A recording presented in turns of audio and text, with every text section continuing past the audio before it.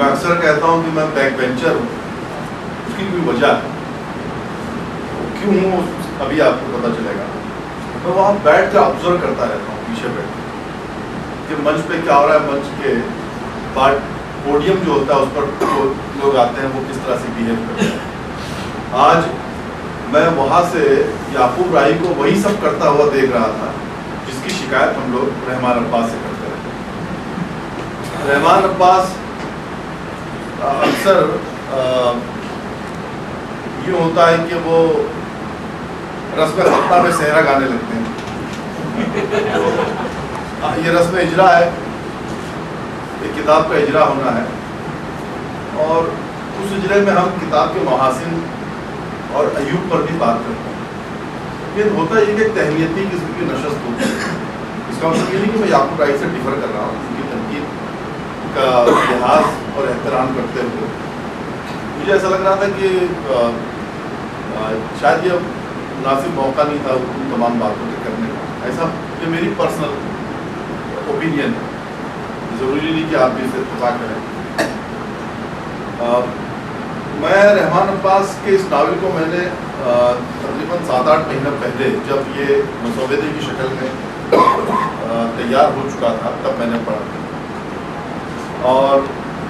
اور میں نے اس کو اس لیے بہت توجہ سے پڑھا تھا کہ میں نے ان کا پہلا ناول بھی پڑھا تھا جسے انہوں نے مجھے پیش کرتے ہوئے یہ ہدایت کی تھی کہ آپ اس پر 1 سال کے بعد بولیں، 1 سال کے بعد بولیں، اور میں آج تک نہیں بولا. حتیٰ کہ یہ جیل بھی چلے گئے، میں اس کو دینے جیل تک گیا، جیل کے دروازے تک، لیکن میں اس وقت بھی نہیں بولا.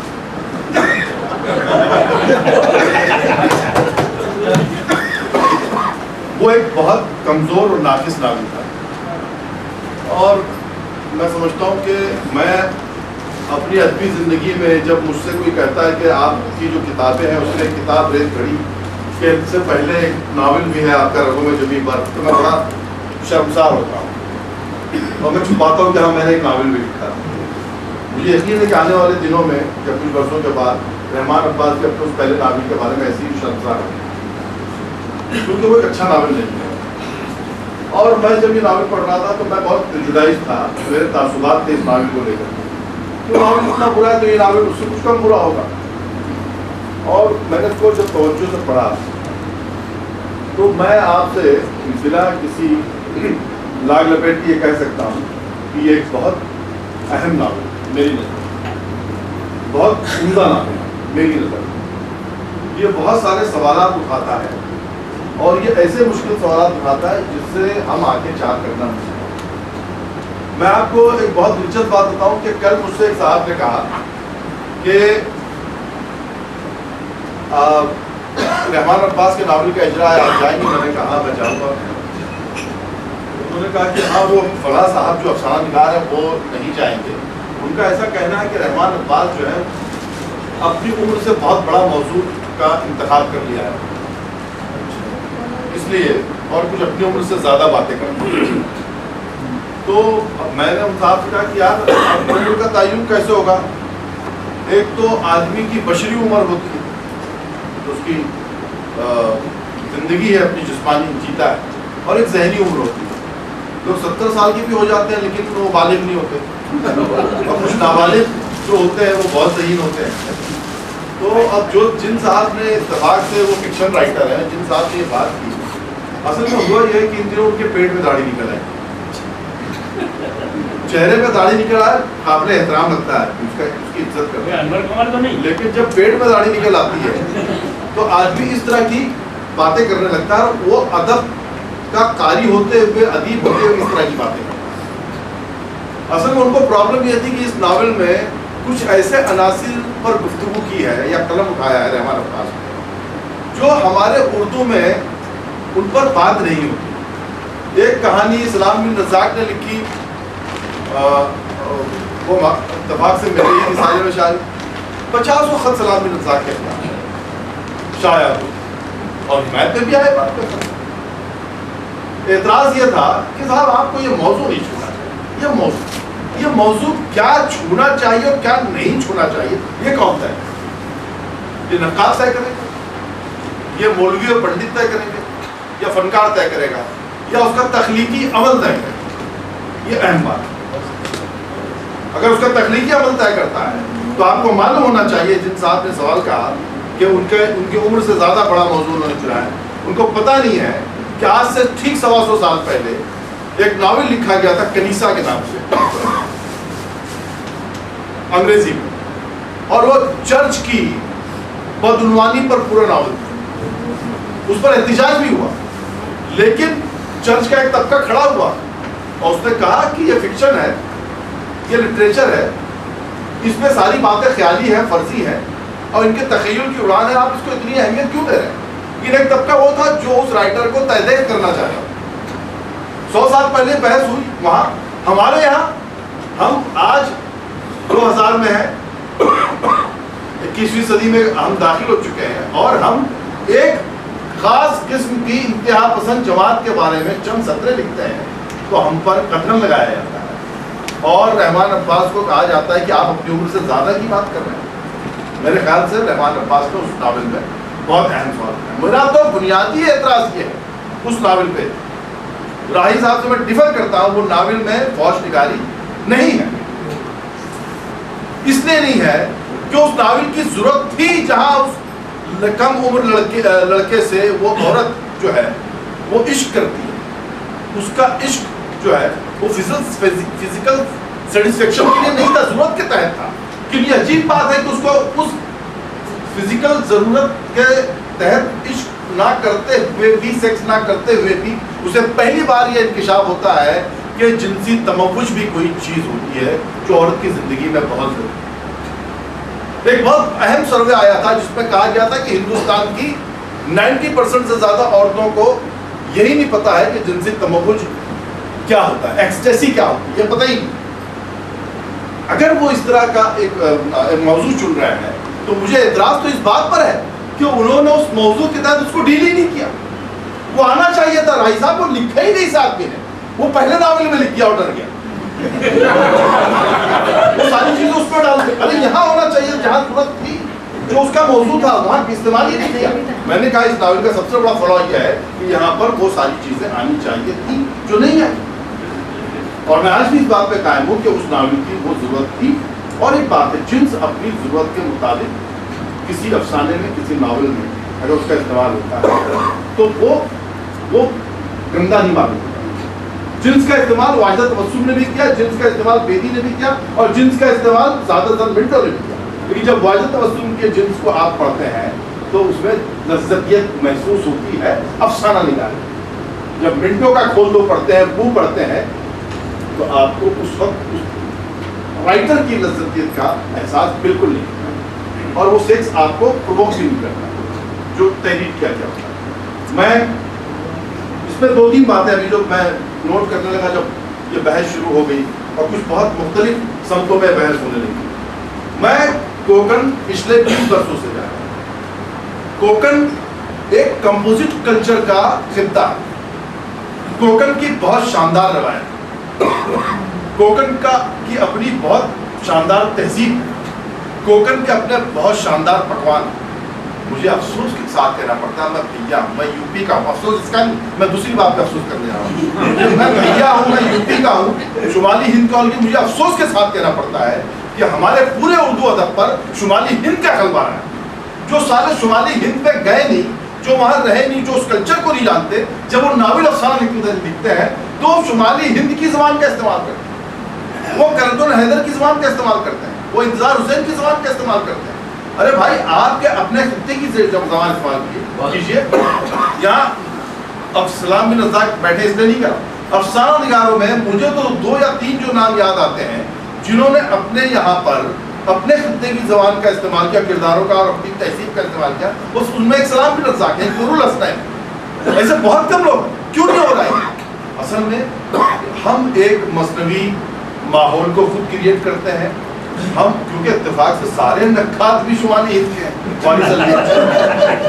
تو سمجھ میں اگر ان نقادوں کو ان کا ناول سمجھ میں آ جائے تو میں جانوں, ان کو گوجری سمجھ میں آ جائے تو جانوں, ان کو چول سمجھ میں آ جائے تو جانوں, उनको समझ में नहीं आएगा, उनको बड़ी समझ में आ जाए तो समझ ही नहीं आएगा, क्योंकि आपके यहाँ कभी लिखा ही नहीं क्या।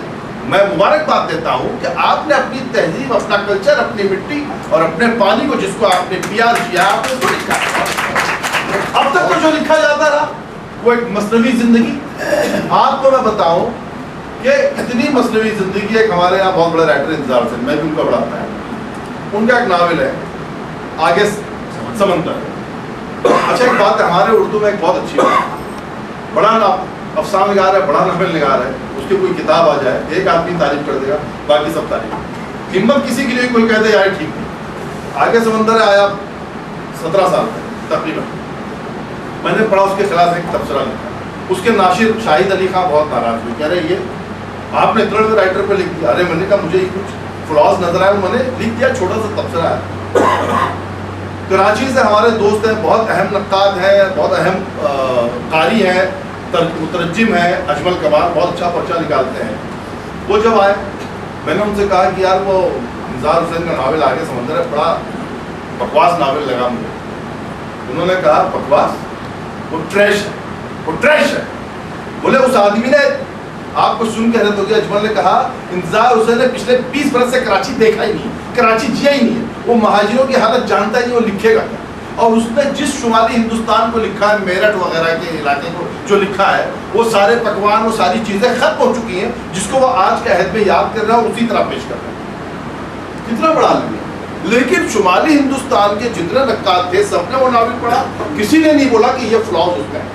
और अजमल कमाल वहाँ बैठ करके, क्योंकि अजमल कमाल का बाप, अजमल कमाल की माँ उसी मेरठ के इलाके से आए, मगरबी उत्तर प्रदेश के इलाके से आए, उनको सारे मालूम था कि सारे जो ये लवाजमात बयान कर रहा है, पकवान की सारी चीज़ें, ये सारी तहकीक तो मुकम्मल तौर पर खत्म हो चुकी है, बदल चुकी है। और इंतजार हुसैन उसके बाद कोई गई ही नहीं पिछले 60 साल से। लेकिन इंतजार हुसैन ने लिखा है तो कौन कौन, मेरे भाई आपने एक अच्छा नावल लिखा है, उसमें बहुत सारी चीज़ें ऐसी जो हम बात मिलेंगे तो आपस में दस्तक गिरवा होंगे, वो बात होगी, क्योंकि ये तो मामला तहनीत का है, तहसीन का है, तो इसमें वो बातें नहीं हो सकती। लेकिन मैं एक बात बोलूँगा राइजा, ये फिक्शन है, फिक्शन में थोड़ा सा हमको राइटर को ये लिबर्टी देनी होगी कि वो अपने तखय्युल की उड़ान भरे, लेकिन वो ब्लंडर ना करे। ये मैं आपसे मानता हूँ। जैसे आपने कहा कि 3 साल में कोकण नहीं बदला, आई एग्री विद, कोई तहजीब 3 साल में, कोई इलाका 3 साल में, कोई खित्ता 3 साल में नहीं बदलता, बिल्कुल सही बात। लेकिन हम थोड़ी सी लिबर्टी देंगे।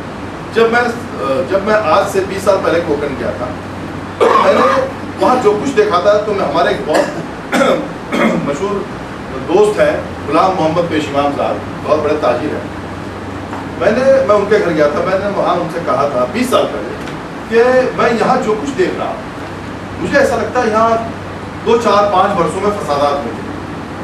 उन्होंने कहा ऐसा क्यों लग रहा है? मैंने कहा जो घाट का इलाका है हमारा, जो मराठवाड़ा का इलाका है, आप बहुत तमीज़ नहीं कर सकते हिंदू और मुसलमान, एक जैसी भाषा बोलते हैं, एक जैसे रहते हैं, लेकिन अपने अपने मज़हब को मानते हैं और पूरी इज्जत और एहतराम एक दूसरे के मज़हब को देते हैं। यही हाल मैंने कोकण में भी देखा, सब एक जैसी ज़बान बोलते हैं, एक जैसे कपड़े पहनते हैं, और उसके बावजूद सब अपने अपने मज़हब पे कायम। मैंने वहाँ देखा कि एक तबका जा करके, कुछ लोग जा करके वहाँ के मुसलमानों को ये बताने लगे थे, जिस तरह बजरंग दल बताता है कि अपना तशख़्ख़ुस कायम करो, अपनी आइडेंटिटी कायम करो। वो आइडेंटिटी कायम करने की जो वहाँ शुरुआत हुई थी, उसको मैंने महसूस किया था, और मेरी सिक्स्थ सेंस थी। मैंने कहा कि मुझे ऐसा लगता है कि यहाँ पर अब एक निफाक पैदा होगा आपके कल्चर के दरमियान। और यकीन मानिए उस वाक़े के 6-7 साल के बाद वहाँ पे एक दंगा हो गया। कहने का मतलब ये है कि जब आप कल्चर को डिवाइड करेंगे तो फिर ये होगा, अगर मजहबी सबसे बड़ी ताकत है तो पाकिस्तान के बाद बांग्लादेश बनने की कोई जरूरत नहीं बनता। लेकिन मजहब सबसे बड़ी ताकत की, सबसे बड़ी ताकत कल्चर है, सबसे बड़ी ताकत ज़बान है। आपकी इत्तला के लिए बता दूं कि इस वक्त जो बैनुल अक़वामी भाषा दिवस मनाया जाता है यूएनओ के रेजोल्यूशन के मुताबिक, वो जहाँ तक मुझे याद पड़ता है 23 जून का है। वो भाषा दिवस क्यों मनाया जाता है मालूम है? 1949 में जब पाकिस्तान की कॉन्स्टिट्यूशन असेंबली में ये करारदाद मंजूर कर ली गई कि पूरे पाकिस्तान की, यानी जो आज बांग्लादेश है, उसकी ज़बान भी उर्दू होगी, तब वहाँ पे बंगालियों ने अपने ज़बान की बका और तहफ़्फ़ुज़ के लिए जाने दे दी थी और वहाँ पे फायरिंग हुई थी, और फायरिंग करने वाले भी मुसलमान थे, जान देने वाले भी मुसलमान थे, फायरिंग करवाने वाले उर्दू के हामी थे और जान देने वाले बंगला बोलने वाले हामी थे, बंगला के हामी थे, और लोगों ने जाने दी थी। वो इतना बड़ा वाक़या था कि उसको पूरे दुनिया में भाषा दिवस के तौर पे मनाया जाता है। हम भी मनाते हैं उस दिन, पूरी दुनिया में मनाते हैं, सिर्फ बांग्लादेश नहीं मनाते। भाषा और कल्चर में इतनी कुव्वत होती है, इतनी कुव्वत किसी और चीज़ में नहीं है। अगर मज़हब सिर्फ जोड़ने का काम करता तो हम लोग इतने खानों में नहीं बंधे होते। और मैं इस बात को एग्री करता हूँ कि अब मज़हब की अफादियत, अहमियत बिल्कुल अपनी जगह मुसल्लम है, और आम आदमी की ज़िंदगी में मज़हब बहुत ज़रूरी है, लेकिन उसका इस्तेमाल जिस सतह पर इस नावल के किरदार के ज़रिए जो बताया है रहमान अब्बास ने, उसका जो इस्तेहसाल किया गया मज़हब का, और वहाँ उस कंपोजिट कल्चर को ख़त्म करने की कोशिश में वहाँ जो हालात पैदा होते हैं उसका एक हल्का सा इशारा है। लेकिन बुनियादी तौर पर ये कहानी तो एक मोहब्बत थी, एक ऐसी मोहब्बत जो हमारे माशरे में ममनुआ। अब उसको राही ने उसको थोड़ा सा और सख्त उसके लिए अल्फाज इस्तेमाल किए, क्या बोला था आपने उस औरत के लिए। अब आप फिर मादाम बुआरी को क्या कहेंगे, वो फाहिशा कहेंगे आप मादाम बुआरी को? वो तो पूरी एक नासुदा औरत की कहानी है। तो अदब की बहसें बहुत पेचीदा है। इन तमाम बहसों के लिए फिर कभी बहुत बहुत मुबारकबाद। Thank you.